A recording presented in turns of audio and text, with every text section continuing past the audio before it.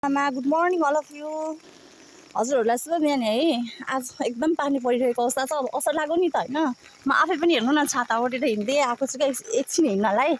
अनि के भन्छ भने साथीहरू हजुरहरूकोतिर कस्तो छ, पानी परिरहेको छ छैन? हाम्रो चाहिँ यहाँ इन्टरभ्यू हो कि हुन त अब यो असर साउनमा सबैतिर पानी पर्छ है। बिहान यसो हिँड्न निस्क्यो भने पानी परेर छाता नबोकी हुन्न। हुन त सबैजना यसरी नै भए पनि हिँड्ने गर्नुभएको छ आफूलाई अलिकति हेल्दी राख्नलाई। म चाहिँ यहाँ हाम्रो के भन्छ इटरी हाम्रो यो ट्याङ्गा पुल के भन्छ नि, यो पुल लिएर आइपुगेको छु भेटघाट चोक्नेर है। यहाँ खोला पनि छ। आज खोलाको अवस्था कस्तो होला, त्यही त आज खोलाको अवस्था कस्तो होला हेरौँ त लेट्स सी है। यता घारी नै घारी छ साथीहरू, के भन्नु र है। हेर्नु हल्का बाढी चाहिँ आउँदो रहेछ है, हल्का बाढी चाहिँ आउँदो रहेछ।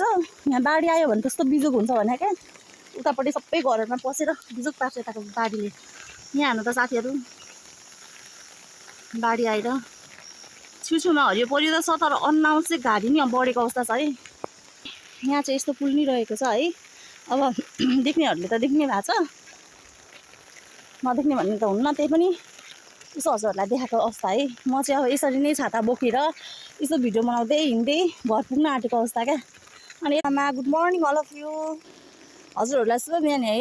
आज एकदम पानी परिरहेको अवस्था छ। अब असर लाग्यो नि त होइन। म आफै पनि हेर्नु न छाता ओढेर हिँड्दै आएको छु क्या एकछिन हिँड्नलाई।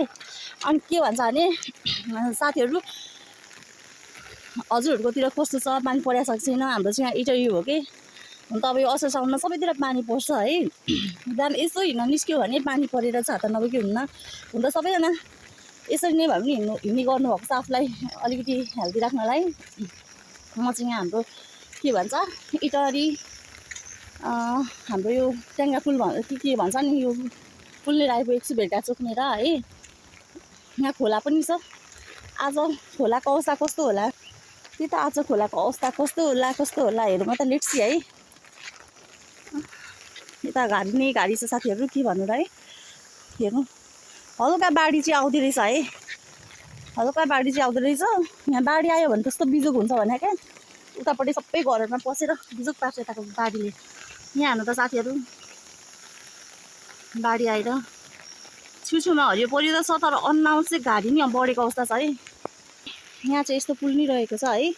अब देख्नेहरूले त देख्ने भएको छ, नदेख्ने भन्ने त हुन्न। त्यही पनि यसो हजुरहरूलाई देखाएको अवस्था है। म चाहिँ अब यसरी नै छाता बोकेर यसो भिडियो बनाउँदै हिँड्दै घर पुग्न आँटेको अवस्था क्या।